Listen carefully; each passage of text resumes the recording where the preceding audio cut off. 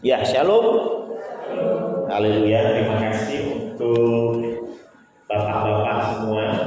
Oh iya, ada satu anak mudanya ya.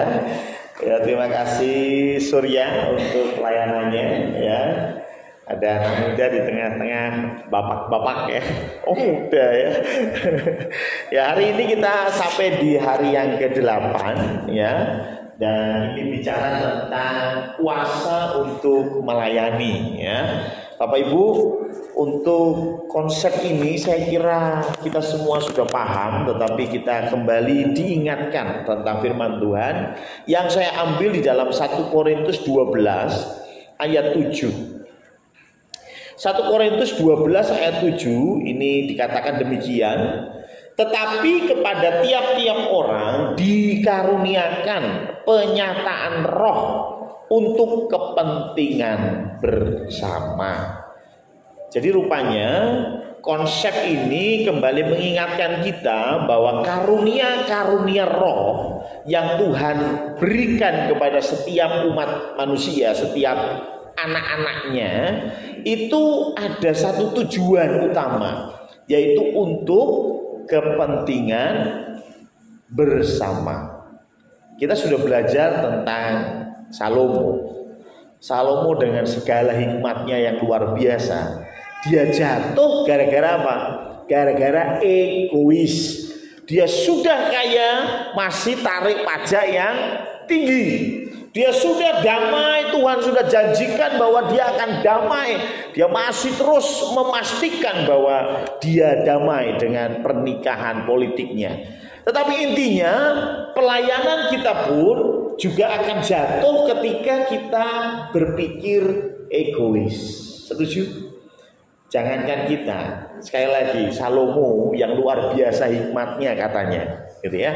Dan saya amini itu karena firman Tuhan yang bilang bahwa Salomo punya hikmat yang luar biasa. Tetapi yang menarik, Salomo ini jatuh karena egois.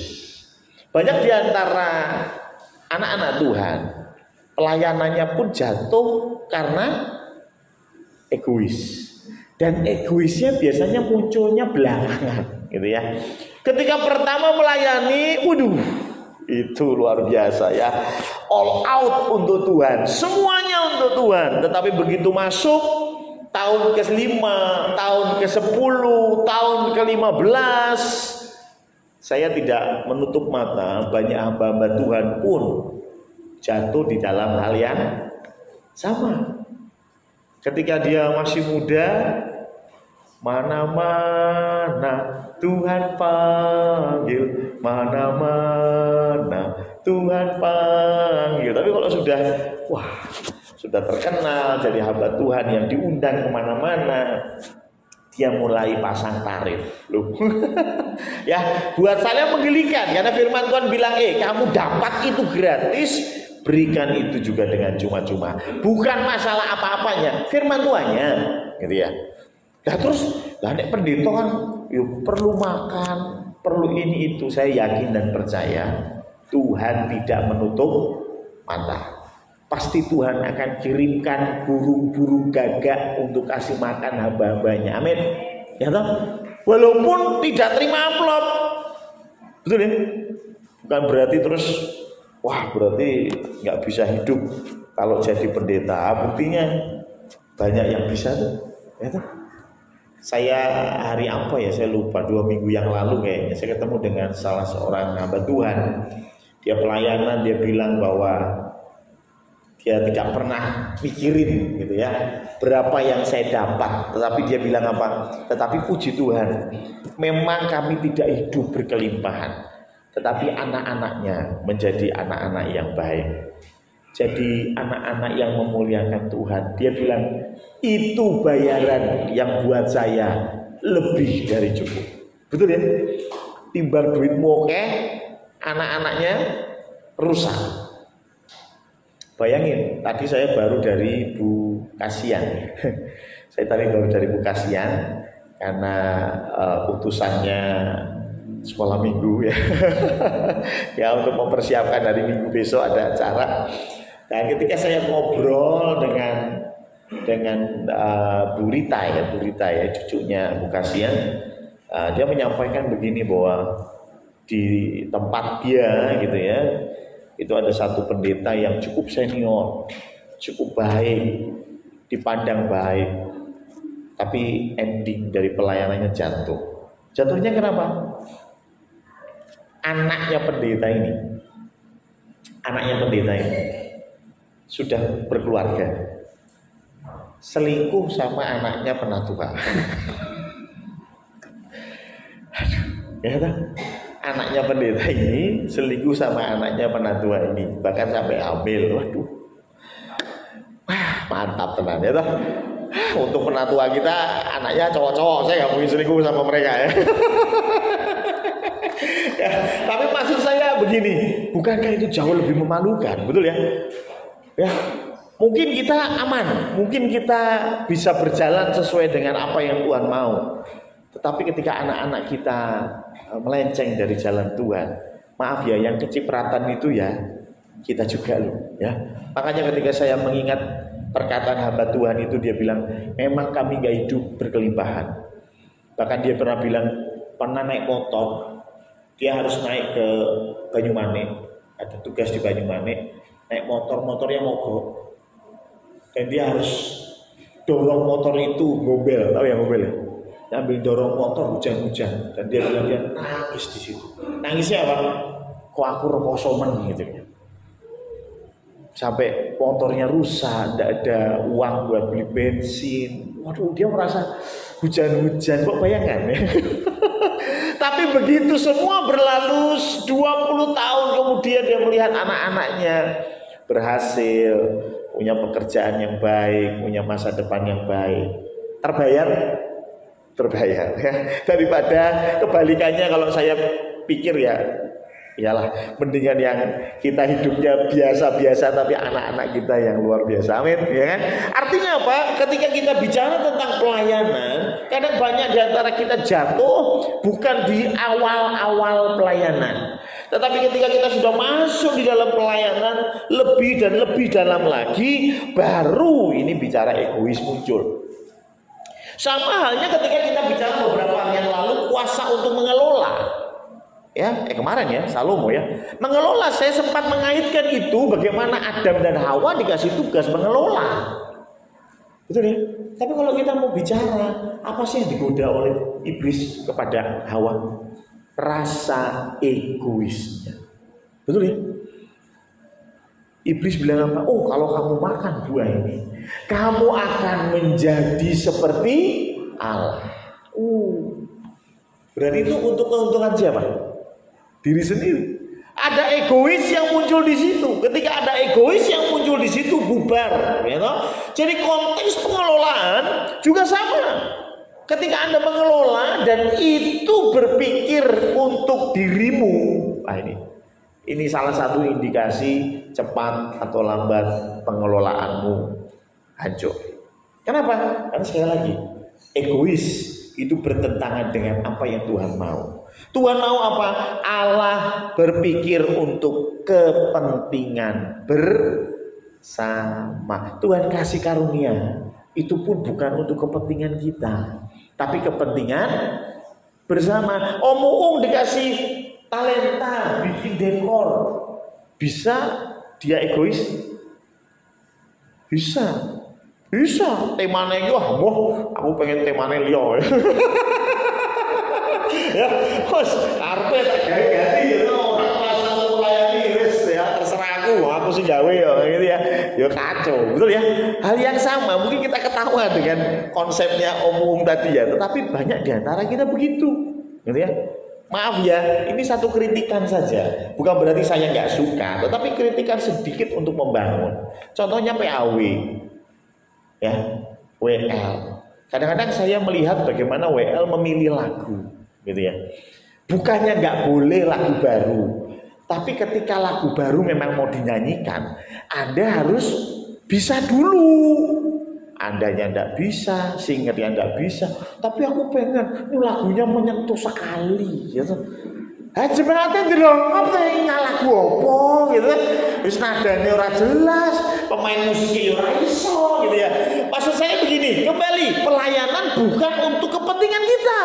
Walaupun engkau ini lagunya keren banget, gua pengen bawain ini di ibadah minggu, boleh. Selama engkau mempersiapkan. Kenapa? Yang terpenting bukan dirimu terpuaskan, tetapi yang penting jemaat ya bisa ikutan nyanyi lah. Jemaatnya domblong tok gopo, betul nggak? Kadang-kadang juga saya kadang-kadang ya kritikan sekali lagi gitu, membangun kita semua gitu ya. Kadang-kadang saya agak gimana ya, ilfil dengan ketika WL. Ini bukan berarti nggak boleh ya, boleh selama Anda bisa isi celahnya. Apa sih namanya Pak Eko yang main musik doang itu loh? Apa? Interlude gitu ya. Kalau kata interlude dilakukan, ya jadi pertanyaan itu kita jemaat ngapain gitu. Ya oke lah, kadang-kadang aku mikir dia ngomongin ya, Pak Eko dengan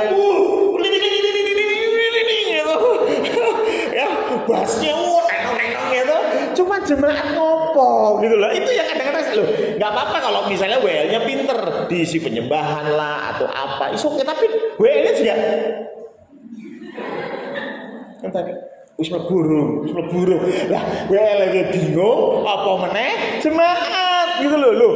Ya bener sih, keren ya, terdengarnya bagus, setuju saya nggak mengatakan itu jelek, bagus. Cuman kembali, pelayanan kita untuk siapa? Untuk jemaat bisa bernyanyi bersama-sama, atau Anda yang menikmatinya gitu ya. Ya ayo kita mulai membangun, hati-hati. Setan itu godanya dengan hal yang kecil dulu, gitu ya. Hal yang kecil dulu, nanti baru lama-lama terlihat semakin besar egonya. Padahal firman Tuhan bilang biarlah dia semakin ditinggikan, aku semakin di belakang gitu ya. Nama dia saja yang itulah ya, aku semakin di belakang. Itu ya. Artinya apa? Kalau kita mau melayani apapun itu, pikirkan. Kemarin saya disinggung oleh Pak Penatua. Wah, Pak Pendeta ini mulai kumat. Kumat temunya. Kemarin 45 menit, saya ini 55 menit. Terima kasih Pak. Loh, saya juga sadar, oh iya bener ya. Ingat, saya juga harus memikirkan jemaat. Jangan sampai saya terus andi jemaat wis geser kanan, geser kiri, orang barbar lagi ngomongnya gitu. Itu berarti saya salah. Loh bener, saya yang salah. Kenapa? Loh sekali lagi, saya harus memastikan Anda memahami firman Tuhan dengan cara apa? Anda nyaman. Makanya kita itu kalau ibadah duduk, ya kan? Karena kita lebih nyaman duduk, betul nggak? Ya kan? Ya nggak berdiri terus orang sing dodolan ST kan ya orang ya, orang Kristen kayak gitu modelnya, paham ya? Ya apa duduk lesehan terus orang sing somai kan enggak? Kenapa? Kita butuh fokus gitu ya. Kita fokus. Nah fokus itu akan hilang kalau terlalu lama. Ya dulu saya juga diajarin bahwa omongan yang paling mengena itu ya 5-10 menit awal sebetulnya ya. Lebih dari itu ya wis angel ya ditangkap karena terlalu banyak gitu ya. Nah maka dari itu yuk kita kembali bahwa pelayanan kita, melayani kita harus orientasinya adalah orang lain, bukan kita. Konteks pelayanan itu kepentingan bersama, bukan nyamannya kita gitu ya. Kalau memang nyamannya bersama adalah seperti ini, ya wis. Ingat melayani itu bukan karepe kita, tapi karepe Tuhan. Loh nek kita, jujur saja kedagingan kita mau melayani. Kalau kita jujur-jujuran ya, kesel Rabu dari majelis. Ya kesel. Tetapi Tuhan yang sudah milik kita dan Tuhan memang mendesain kita untuk melayani. Kalau nggak salah pas Uung waktu WL mengutip bahwa lu kita ini juga di surga nanti orang ongkang-ongkang kaki. Ya, coba kita lihat di dalam Wahyu 22 ayat 3 ini supaya kita jadi pegangan. Maka tidak akan ada lagi laknat, Tahta Allah dan tahta anak domba akan ada di dalamnya, dan hamba-hambanya, kita ini hamba-hambanya, akan beribadah kepadanya. Dalam terjemahan lain, terjemahan sederhana Indonesia, dikatakan bahwa anak domba ada di dalam kota itu, dan di sanalah hamba-hamba Allah akan melayani dan menyembahnya. Itu konteks surganya Kristen. Ya. Jadi jangan keliru. Ya. Kalau ada yang menggambarkan surga itu, jangan-jangan Anda salah server. Ya. Di dalam Alkitab nanti bumi dan langit ini akan hilang, lenyap, hancur. Jadi bumi ini hancur. Maaf, Anda nyicil rumah, ono sertifikatnya hak milik, nanti itu hancur. Ya, nyicil tahunan ini piye Bu Brenda? Hancur, Pak. ya tapi tetap perlu sekarang ya kan? Itu tetap perlu. Cuman maksudnya Tuhan, kamu jangan taruh hatimu itu di bumi. Kenapa? Bumi ini akan hancur dengan segala isinya.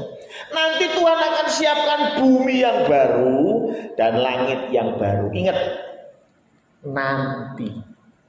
Jadi sekarang itu sudah ada belum sih? Belum. Langit yang baru dan bumi yang baru itu belum ada. Dan langit yang baru dan bumi yang baru itulah konsep tanda kutip surganya Kristen. Dan di situ tahta Allah berada. Di situ kita melayani. Jadi awake dhewe dunya iki latihan untuk masuk surga. Lah kalau di dunia tidak suka melayani, tidak suka memikirkan tentang kebersamaan, bukan untuk kepentingan bersama yang diutamakan, kira-kira ning swarga betah. Saya khawatirnya itu, ya toh. Nanti di surga tidak betah, ya toh, benar toh? Tidak betah nanti, ya toh. Di surga nggak betah, aduh. Ning surga yang ngene ngerti ngono, ya toh. Ya tidak apa-apa. Apalagi saya beberapa hari yang lalu sempat lihat podcast, ya, yang podcastnya menarik. Seorang mengatakan begini ya cukup terkenal lah di dunia sebelah gitu ya. Dia mengatakan gini, orang Kristen itu jelas. Ini kan kita memperingati hari kenaikan Tuhan Yesus. Kemana? Padahal tidak ada loh surga. Coba lihat di terjemahan aslinya. Wah, dia pakai terjemahan asli. Memang betul Bapak Ibu. Kalau Bapak Ibu lihat di dalam terjemahan asli, tidak ada kata surga. Surga itu bahasa Hindu. Ya, swarga, ya itu bahasa Hindu itu, bukan bahasa Kristen. Ya, dan kita itu tidak surga. Di dalam Alkitab ditulis Syamaim. Dari Syamaim itu bahasa Arabnya Samawi. Ada yang tahu agama Samawi? Apa wae? Yahudi, Kristen, Islam itu dianggap tiga agama ini agama Samawi. Ya toh? Agama langit karena konsepnya langit gitu ya. Dari langit turun wahyu gitu ya. Yahudi ya wahyu, Kristen ya wahyu. Orang Islam juga wahyu. Makanya dikatakan ini agama samawi. Makanya memang di dalam Alkitab itu Syamaim. Bahasa Yunani-nya Uranos. Artinya apa? Langit. Loh berarti Tuhan Yesus itu naik ke langit tuh, bukan naik ke surga. Salah orang Kristen loh. Nah, surga itu ada di mana? Konsep kita surga itu nanti loh. Betul? Surga itu baru ada nanti, bumi yang baru, langit yang baru nanti. Belum. Nanti bumi ini hancur dulu. Nah, terus sekarang berarti Allah di mana? Berarti Allah nggak di surga dong. Doa Bapa kami salah. Karena Bapa kami doanya gimana? Bapa kami yang ada di, sebetulnya bahasa aslinya Bapa kami yang ada di langit. Serius. Karena memang dia ada. Nah, terus kenapa Tuhan Yesus naik ke surga? Loh, atas itu kan dianggap sesuatu yang mulia. Betul ya? Kalau Tuhan Yesus gerong tanah masuk ke dalam kan lucu gitu. Iya kan? Ya itu konsepnya piye gitu. Ya konsepnya ya naik ke atas gitu loh. Naik ke langit. Nah, terus di mana Tuhan Yesus? Surga atau tahtanya Allah. Apakah itu bicara fisik? Allah ada di mana? Ya di mana-mana. Lah kok di mana-mana kok Tuhan naiknya ke atas sekali lagi. Ini bicara penghormatan. Inaugurasi, gitu. Perayaan bagaimana Tuhan kembali ke langit, kembali ke atas. Ya. Makanya kita percaya bahwa Tuhan Yesus naik ke surga. Tapi kalau mau jujur, surga itu belum ada. Nanti yang ada apa? Firdaus. Coba kita lihat di dalam mana ya? Firdaus, kita lihat di dalam Lukas 23 ayat 43. Dan kata Yesus kepadanya, aku berkata kepadamu, sesungguhnya hari ini juga engkau akan ada bersama-sama dengan aku di dalam Firdaus. Firdaus ini dalam bahasa Yunaninya paradisos. Bahasa Yunaninya. Bahasa Ibraninya pardes. Tapi ini bukan dari bahasa Yunani maupun Ibrani. Ini diambil dari bahasa Persia kuno, awalnya namanya Pairidaiza. Artinya taman yang tertutup atau taman kerajaan. Jadi dulu itu kalau ada kerajaan, istana, maka mereka punya taman. Di taman itulah hanya boleh orang-orang tertentu masuk ke dalamnya. Nah, yang Tuhan bilang kepada sebelah kanannya yang bertobat, hari ini juga engkau bersama-sama dengan aku di Firdaus. 2 Korintus 12 ayat 4. Ia, Paulus, tiba-tiba diangkat ke Firdaus. Jadi Paulus itu bukan diangkat ke surga, dia diangkat ke Firdaus. Wahyu 2 ayat 7. Siapa bertelinga hendaklah ia mendengarkan apa yang dikatakan Roh kepada jemaat-jemaat. Barang siapa menang, ia akan kuberi makan dari pohon kehidupan yang ada di taman Firdaus. Jadi Firdaus itu sudah ada. Apa tafsirannya? Firdaus itu tempat penantian. Nek diri kita mati, kita percaya kepada Tuhan, maka kita akan menunggu pengadilan terakhir di Firdaus. Disitulah diceritakan ada orang miskin namanya Lazarus yang mati dan dia duduk di pangkuan Abraham. Itu Firdaus. Tapi surga sudah ada belum? Dan surga kita bukan bicara tempat yang nyaman. Surga kita bicara melayani. Kenapa? Sekali lagi, kita memang dibentuk, diciptakan untuk menjadi pelayan. Setuju tidak setuju, mau tidak mau, kita ini memang didesain untuk itu. Makanya maaf kalau Anda berkata bahwa memberi itu tidak enak, memberi itu menyakitkan. Maaf, jangan-jangan Anda tidak pernah memberi. Ya, cobalah memberi. Ya, Pupur ini terkenal suka memberi. Ya. Memberi itu menyenangkan, Bu. Menyenangkan, ada sukacita. Orang nangis dong.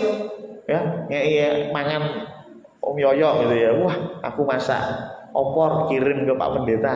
Sedih apa seneng? Seneng pasti. Ya, Pak Marno masak kirim ke saya, Dina biasanya ya. Pagi-pagi datang nggak sayur, nggak lauk. Ya. Wah, saya yakin yang seneng nggak cuma saya. Yang seneng yang memberi. Betul? Itulah mengapa tadi kembali ke 1 Korintus 12 ayat 7, roh itu, karunia roh itu untuk kepentingan bersama. Karena kalau kita saling berbagi, saling melayani, sing dilayani seneng, sing melayani yo seneng. Bahkan ada yang mengatakan bahwa orang Kristen itu kenapa kok nyembah Tuhan yang lahirnya di kandang domba, miskin, betul? Ya. Ada yang tahu kenapa Tuhan Yesus disebut keluarga miskin? Karena waktu Tuhan Yesus sunat, orang tuanya membawa burung tekukur. Itu buktinya Tuhan Yesus miskin. Serius. Karena harusnya itu kambing. Tapi dikatakan di Alkitab kalau tidak bisa, tidak punya dananya, boleh pakai burung tekukur atau burung merpati, boleh. Dan keluarga kudus Yusuf dan Maria bawanya burung, berarti tandanya mereka miskin. Kita coba bayangin ya. Mungkin kita berpikir loh, kalau Tuhan itu datang jadi anak Fir'aun dengan segala kekuasaannya yang luar biasa, bukankah lebih mudah untuk mendapatkan pengikut? Setuju? Ya, kalau Tuhan itu lahir jadi anak raja, duitnya banyak, bukankah lebih mudah? Nggak perlu ke-12 rasul itu harus mati syahid. Ya, gampang. Siapa sih yang nggak mau ikut raja yang berkuasa? Betul? Sekarang Pak Prabowo naik tahta. Ya, yang dulu tidak suka sama Pak Prabowo sekarang merapat. Ya, kenapa lu? Wah, kekuasaan ada di tangannya, betul kan? Coba bayangin kalau Tuhan Yesus itu lahir sebagai anaknya raja yang berkuasa, raja yang kuat dengan tentara militer yang luar biasa. Bukankah jauh lebih mudah? Tapi ayo kita bongkar. Coba ya kita bayangin aja. Yesus lahir dari sebuah keluarga kerajaan. Lahir sebagai putra mahkota dan akhirnya dia jadi raja. Dan kalau raja zaman itu pasti istrinya banyak seperti Salomo. Kalau raja zaman itu pasti budaknya banyak. Betul ya? Raja zaman itu pasti berperang. Betul ya? Membunuh musuh-musuhnya. Maaf, kalau Tuhan Yesus seperti itu, Anda masih mau menyembah dia? Orang model kayak gitu? Bukankah lebih indah Tuhan yang kita punya? Tuhan yang melayani. Kita selalu berpikir bahwa melayani itu tempat yang paling rendah, paling jongos gitu. Ya, karena melayani itu konsep kita adalah orang miskin itu melayani. Konsep kita pembantu itu melayani. Konsep kita buruh itu melayani. Kalau orang sudah ditinggikan jadi kepala tidak jadi ekor, itu tidak pakai melayani. Maaf, Tuhan Yesus bilang apa? Ketika murid-muridnya bertanya siapakah yang paling besar? Yang paling besar adalah melayani. Kalau kita mau jadi yang paling besar, layani. Tuhan sudah melayani lebih dulu. Tuhan datang ke dunia pun bukan untuk dilayani, betul? Tuhan datang untuk melayani. Dan dalam kita melayani, ingatlah selalu harus untuk kepentingan bersama dalam segala aspek. Saya tahu kadang terjadi perselisihan atau bukan perselisihan ya, gesekan di dalam seksi konsumsi. Perkara masak opo. Ya kan, masak opo itu kadang-kadang dari perselisihan loh, omong ya, jangan dekor orang melu rapat. Ya, seksi konsumsi itu kadang-kadang jadi masalah cuman gara-gara mau masak apa, betul ya? Siji pengen opor, siji pengen garingan, siji pengen gitu. Ingat, di balik itu semua kembali kita harus memikirkan kepentingan bersama. Kalau memang kepentingan bersamanya harus berkorban lebih lagi. Untuk kepentingan bersama kita harus lebih capek lagi lakukan. Karena itu bagian dari pelayanan. Jangan pernah mementingkan diri sendiri, tetapi ayo kita menjadi berkat buat orang lain. Supaya kita latihan, ora kaget nek sesuk mlebu swarga, ketemu Tuhan Yesus, ketemu Allah Bapa, ketemu teman-teman semuanya. Tidak ada yang egois, si egois awakmu dhewe. Yakin kowe ning swarga ora ono kanca, ya toh? Ya, egois sendiri kan, kok semoga aku mocoan itu sendirian di surga kasihan itu. Maka dari itu ayo kita berlatih di dalam hidup ini untuk saling melayani. Kesaksian Bu Arti baik, salah satunya juga sama, hidupnya untuk menjadi berkat buat orang lain. Mari kita berdoa.